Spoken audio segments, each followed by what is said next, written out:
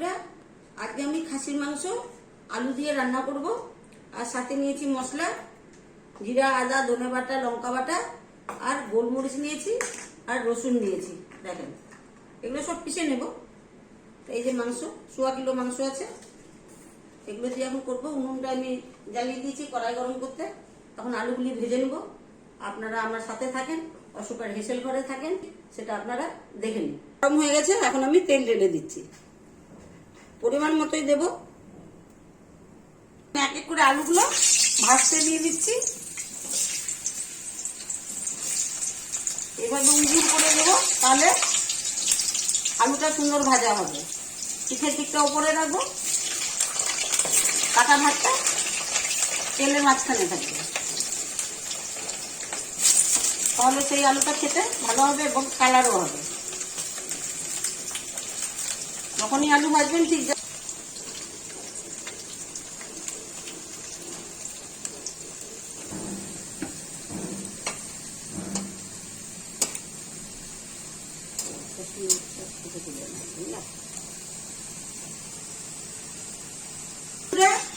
আমার মাংসের আলুগুলো ভাজা হয়ে গেছে, খুব সুন্দর করে লাল লাল করে ভেজে নিয়েছি। কারণ এখন নতুন আলু, একটু ভালো করে না ভেজে নিলে পরে আলুর একটা সেন্ট আছে, সেই সেন্ট হয়ে যাবে মাংসের মধ্যে। যার কারণে এইভাবে ভাজবে, খুবই ভালো হবে। মনে হবে না যে আপনি মাংসের মধ্যে আলু দিয়েছেন। শুকনো লঙ্কা দিয়ে দিলাম, আর সাথে এই যে কতগুলি জিরে।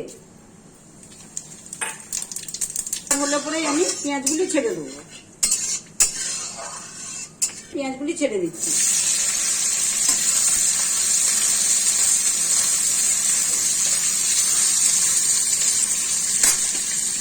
আমি এখন 1 চামচ লবণ দিয়ে দিচ্ছি। যার কারণ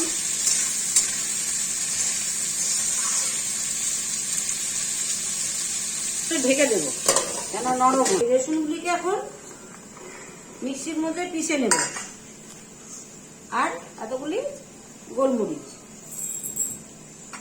ঢাকনাটা লাগিয়ে দিচ্ছি। ছোট মুড়ি তো কমই যেত, যখন যেত আবার তো পিছনে সাইড থাকতে তো করতো, ওও করতো ওখানটায়, ওই বাড়িতে। ঘর যখন ঢালাই করছিলাম তো রান্না তো ওই করেছি। ওই সব লেবাররাও খেয়েছিল না মাংস ভাত।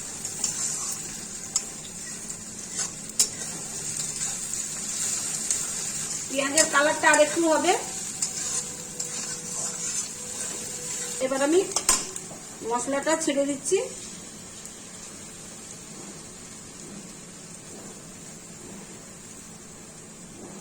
জিরে, আদা, ধনে, লঙ্কা বাটা, রসুন বাটা, এগুলো সমস্ত কিছু দেবো। এখন আমি হলুদটা আগে দিয়ে দিই। পরিমাণ মতো হলুদ দিয়ে দিলাম, দিয়ে দিচ্ছি।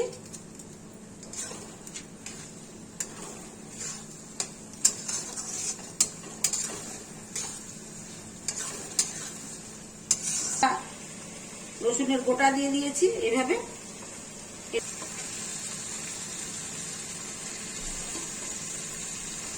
বাজার থেকে কাটা মাংস এরকম বাড়িতে কাটে, আর বড় বড় টুকরা করে দিলে পরে আবার ওটাকে ছোট করো। চর্বিটাও দিয়ে দিচ্ছি। এগুলো মেটে, এটা হচ্ছে গলার নলি, এগুলো সব একসঙ্গে ছেড়ে দিলাম। খাই না গন্ধ লাগে, লোয়া খাই না করতে লাগে।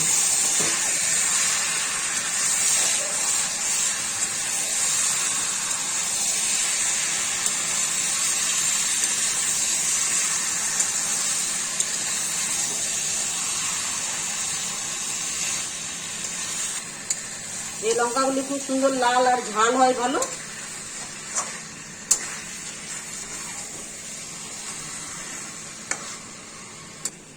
এখন আমি 10-15 মিনিটের জন্য ঢেকে দিচ্ছি। এবার আমি ঢাকনাটা তুলে দিলাম, দিয়ে এবার আমি একটু নাড়াচাড়া করি। কতটা কিভাবে জলটা ছাড়লো, আমি তো এর মধ্যে এখনো জল ইউজ করিনি, আপনাদের সামনেই দিয়েছি। পেঁয়াজের জল দিয়ে এবং মশলা দিয়ে সাতলানো হচ্ছে।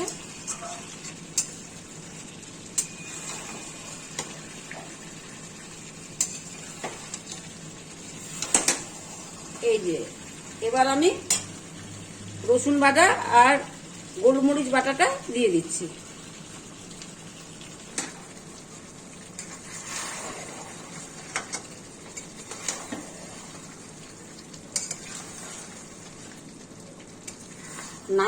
নানা রকম ভাবেই রান্না করে, রান্না সবাই জানে, আমি এভাবেই করি, আপনাদেরকে এভাবেই দেখাচ্ছি। রান্নাটা তো দেখাতেই পারি, শেখাতেই পারি, দেখাতে পারি, কিন্তু খাবো তো আমরা নিজেরাই। তার জন্য যে রান্না করবে, যে রাঁধুনি, তার যদি ভালো লাগে খেতে, তাহলে অবশ্যই সকলকেই ভালো লাগবে, আমি এটাই জানি। আর রান্না একটু মন দিয়ে করতে হবে। দোনো মন করলে রান্না ভালো হবে না। রান্না করতে গেলে পরে রান্নার দিকেই মনটা রাখতে হবে। আমি রান্না করছি এখানে, মন বাথরুমে রেখেছি, তাহলে তো হবে না। আবার রান্না করছি এখানে, বেডরুমে মন রেখে দিয়েছি, তাহলেও হবে না। আবার রান্না করছি এখানে, বন্ধু বান্ধবের সঙ্গে কথা বলবার জন্য অস্তব্যস্ত হয়ে যাচ্ছি, তাহলেও হবে না। এই জন্য রান্না করেন তো রান্নার দিকেই মনটা রাখেন, তবেই হবে রান্না।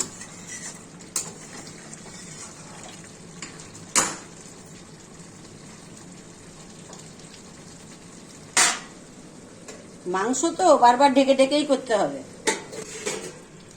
এবার আমি ঢাকনাটা তুলে দেখাচ্ছি।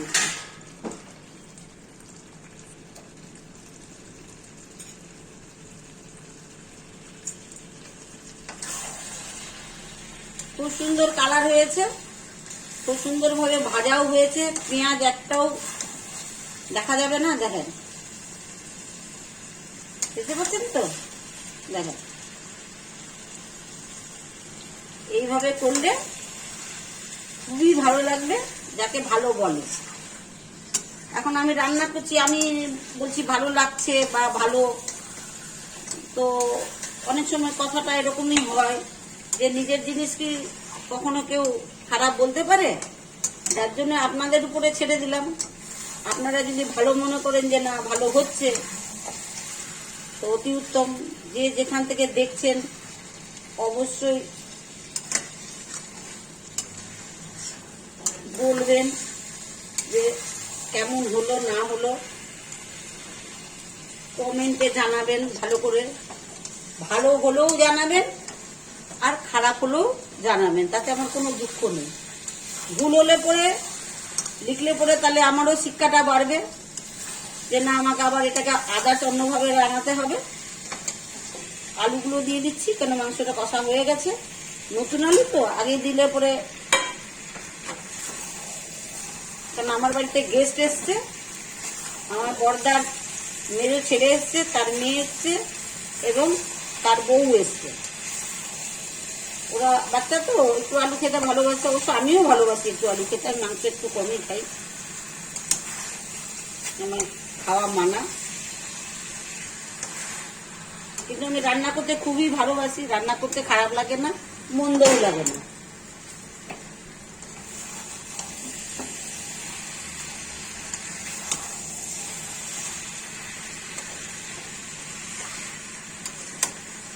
এখন এটা আস্তে আস্তে হোক, গরম করতে দিয়ে দিই। এবার আমি জল দিয়ে দিচ্ছি, গরম জলটা।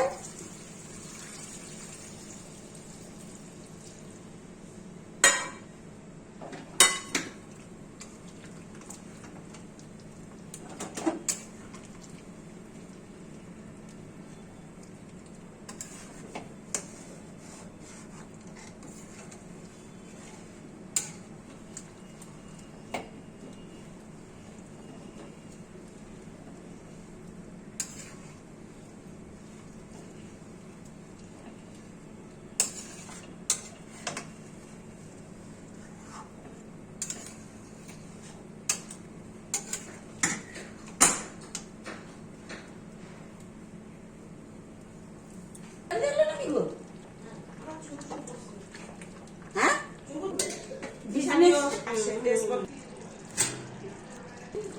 হবে না।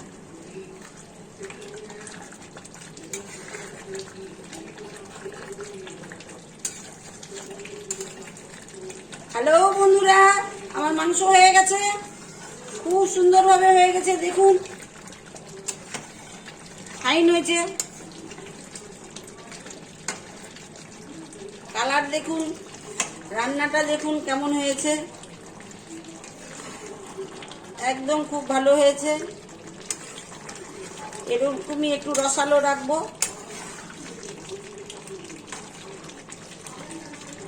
মাংস হয়ে গেছে আমার, আর আমি এইভাবেই একটুখানি রসালো রাখবো, কেননা একটু আলু দেওয়ানো রয়েছে তো, তাহলে এই রসটুকুনি টেনে নেবে, এতটুকুনি আমার দরকার।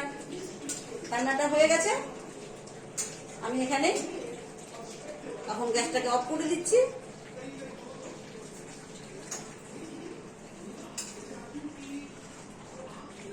হ্যালো বন্ধুরা, মাংস আমার রান্না করা হয়ে গেছে।